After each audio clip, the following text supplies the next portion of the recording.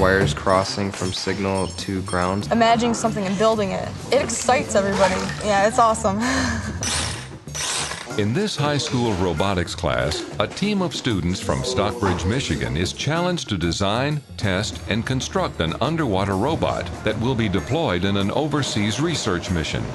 You guys have to get to this number by March 27th. They really run our class as a business.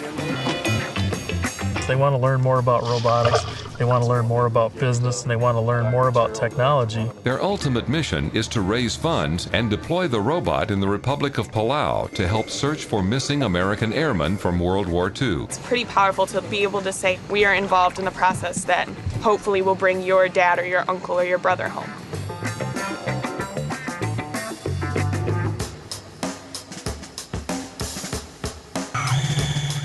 I'm trying to go up. Is it worth it to pull it up and take the weight off? Students pull up their ROV after discovering directional and buoyancy issues. We had a little quick briefing, kind of relaxed a little bit. Challenges and hopeful solutions are discussed before the second deployment. We cleared up the confusion, so now we know how to fix it. A lot of kids would have just given up and went home, but not these kids.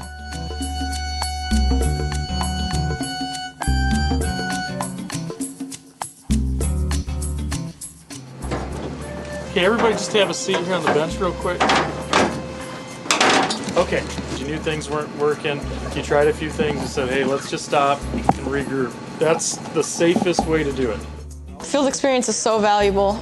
It's showing how you can accomplish a real mission and how you can improve things to do even more in the future. Okay, you're in the water. Okay, so I'm gonna stand right here so you guys can communicate, okay? Yeah, we're like touching the line. So they're touching it.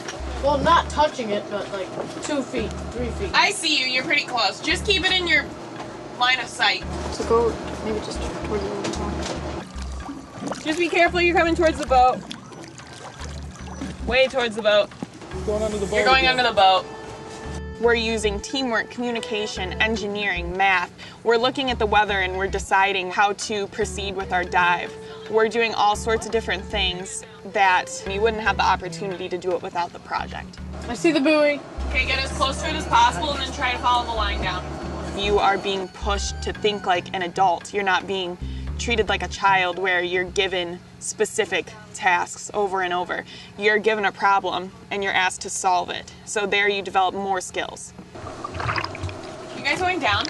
Yeah, we have the tether in sight. Well, we were going forward to get to the line. So, yeah, it's at an angle, Chloe. So they use a lot of math, a lot of science, obviously technology, but it's much more than just robotics. I mean, how do you work with a person in a stressful environment? How do you get a team to come to a consensus and follow through with what the team decides is the best idea? Or if the team can't, somebody has to make a decision and everybody has to follow the leader to get the job done and complete the mission. Okay, I see bottom. He's at the bottom of the tether. Oh, wait, that's Okay, so start panning to the left and right to see if there's a shipwreck nearby. Well, you're looking at like the starboard or the right side of the ship. And if you keep driving forward, you're going to see that piling that's sticking out. Sweet. Okay, now we can like actually see it. We're kind of skidding across the bottom right now, so it's a little cloudy. Good. Hey Jake, can you pull up the Mac? The notes that they're keeping formulates their checklist for just about every procedure they have, whether it's engineering related or if it's business related.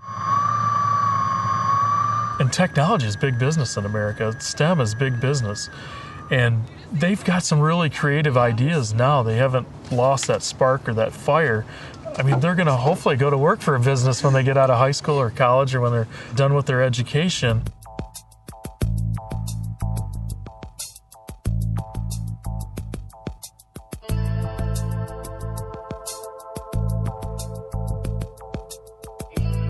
My name is Mike Colleen. I'm the Director of Admissions here at Alpena Community College. Community colleges are sort of two schools in one. We have liberal arts programs, but we also have those hands-on technical programs. This is one of them here.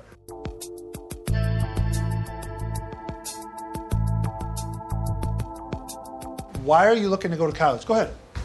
To find a good career that I enjoy. Absolutely. A lot of students have taken what they've learned in the class onto college and into the workforce. Who's my experienced pilots in here? Okay, let the new pilots drive this one. Mitch Lilly graduated, and he's coming to Alpena Community College to their marine technology program to learn to be an ROV technician and an ROV pilot. So there's a direct relationship to a future career. This is our normal start procedure we do in industry. Next thing you're going to do is turn on all 5 of those lights. And you're going to see these graphs jump up to 3,000 psi. Now you're all set. Push this up to give yourself tether and go forward at the same time. Before I started, I had no clue that there was this field that even existed. I wish we had these controls for the competition. This definitely opened my eyes to, a whole different field. Can you lower the ROV? Yeah. It's nice having a game plan and knowing exactly what I want to do. The tech here is actually pretty busy. They're looking at the vital signs of the robot, hydraulic pressures, electrical voltages, sensors, ground faults, and then in the free time from that, they're looking at the sonar, the other screens, and logging. Next year I plan to attend the University of Michigan, pursuing a career in biomedical engineering. All of these red dots are active oil wells in the Gulf of Mexico. These stretches here have all been done with robots. We were finally able to get to this oil deeper here. I feel confident in my ability to be successful, so I have big goals in my life because I know that I'm able to do it now. Now, did both of you get a chance to go to Palau? Yeah, I've been 3 times. Oh my gosh. It is pretty scary to put yourself out there, but I think it's definitely more rewarding than doing something that you've expected to do your whole life.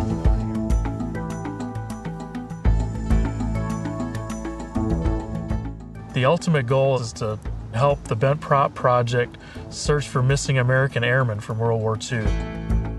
But that wreck is also a natural resource. So the kids have been asked to image these wrecks each year and watch how the coral grows and to make sure it's not being damaged and to assess the health of the coral. There's so much environmental science also that I've been learning. My AP biology class and the robotics team teamed up and we did a manta ray project for the conservation offices in Palau. So we were monitoring their migration patterns. It's expanded just beyond sustaining the program to now we're helping to be a part of sustaining our environment. The Palau mission, though, is personal. It's just been a moving experience to help find an aircraft that we know that 2 or 3 of the crew members are still missing from World War II, and we're able to lead our government to that site to help recover potential remains and return them to their families. That's what drives the program. Even those young kids in 3rd and 4th grade, they're thinking, wow, I can leave Stockbridge, leave this cornfield, travel 8,000 miles across the world and do something real while I'm still in high school.